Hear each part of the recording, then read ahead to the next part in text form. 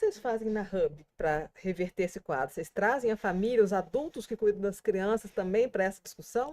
A primeira coisa que a gente faz na Hub é formar os adultos. Eu não formo as crianças se eu não mudar os adultos, se eu não formar os adultos.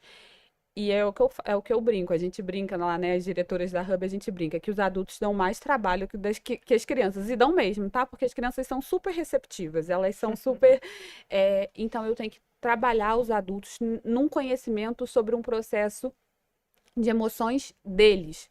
Isso não é fácil, gente. Isso não é fácil, porque aí também a gente entra num processo individual que eu quero viver, porque eu tenho que lidar com coisas passadas, eu tenho que lidar com o que foi feito lá com a minha criança, para eu poder entender como eu pratico hoje com a criança que eu estou educando, né? Então a gente começa na formação dos adultos e a gente começa numa coisa, como eu falei aqui, muito básica, que é todas as emoções são válidas. Então, uma criança que está chorando na escola Hub, ela não vai ser virada e falar assim: engole esse choro, menino, agora não é momento de chorar. Ela tem a oportunidade de chorar.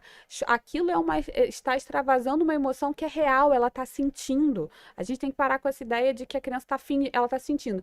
Só que isso não pode ir para o lado de, se ela está chorando é porque ela está fazendo o que ela quer. Não. Tem criança lá que às vezes chorou porque, mas levou um brinquedo. A professora falou, agora não é o momento do brinquedo. E aí ela começa a chorar. Ela pode chorar, ela ficou chateada porque não era o momento do brinquedo. Isso não vai significar que ela vai brincar. Eu entendo que você está chateado, e é chato mesmo quando a gente não consegue fazer uma coisa na hora que a gente quer.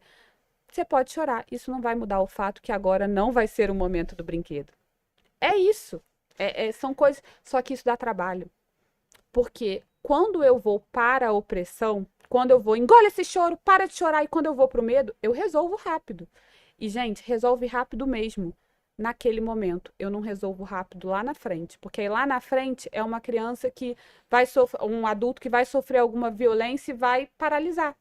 E não vai saber, ou que não vai saber tomar as próprias atitudes, ou quando um chefe virar e falar assim, faz essa planilha, ele vai Paralisa. paralisa, em vez de falar, opa, eu tenho que fazer a planilha, eu tenho que ir construir uma relação, porque na infância ele foi oprimido, a coisa aconteceu. Então não é um caminho da permissividade, é um caminho do respeito e da jornada do conhecimento do processo. Porque quem conhece o processo, a minha mãe fala uma frase que, para mim, só manda quem sabe fazer. Não, quem não sabe fazer, não sabe mandar. E a gente aqui não está tratando sobre mandar, a gente não precisa ganhar o respeito da criança com o medo. A gente ganha o respeito da criança com o acolhimento. A gente sim é uma figura de hierarquia para a criança, mas não é uma hierarquia. A gente precisa ser, porque eles não têm o cérebro formado para isso, eles não têm ainda um papel social para Precisam isso. de limites. Eles precisam de limites, mas esses limites não precisam ser opressores, eles precisam ser condutores para uma formação. Eu fico pensando, agora é uma dúvida minha, né? Você está falando de conhecimento e tal, e desenvolvimento motor? Porque hoje eu vejo as crianças muito mais paradas com tablet, não sabe cair, a gente ficava na rua, ficava toda arrebentada. Isso interfere na formação? Muito, muito, muito, muito. E particularmente é uma das minhas maiores preocupações, assim, porque hoje a gente deixou as crianças estáticas e a gente tem uma hipersupervisão das brincadeiras, a gente tem quando a gente precisa confiar essa criança, principalmente eu tô falando aí crianças dos 2, né, do 1 aninho até os 5 anos, são crianças que o que elas precisam é se movimentar, elas precisam cair, elas precisam engatinhar, porque, por exemplo, uma criança que não tem o seu desenvolvimento psicomotor aprofundado e incentivado na primeira, é uma criança que não consegue se alfabetizar direito. Porque é uma criança que não começa a ter noção de espaço. A criança que não engatinha é uma criança que não vai conseguir necessariamente cair direito lá na frente, porque esse desenvolvimento, tem estudos que mostram até que o desenvolvimento do engatinhar, do psicomotor, está relacionado com o aprendizado da matemática.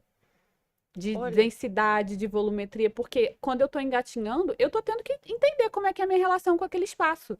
Se eu sou privado disso e tem a todo momento alguém segurando a minha mão, dizendo que eu posso ou não posso ir, barrando esses limites, eu não consigo perceber esses limites sozinhos. Eu não consigo perceber esses limites sozinhos. Então, e a gente está construindo uma relação onde a gente está colocando como se o normal da criança fosse ficar parado. E não é.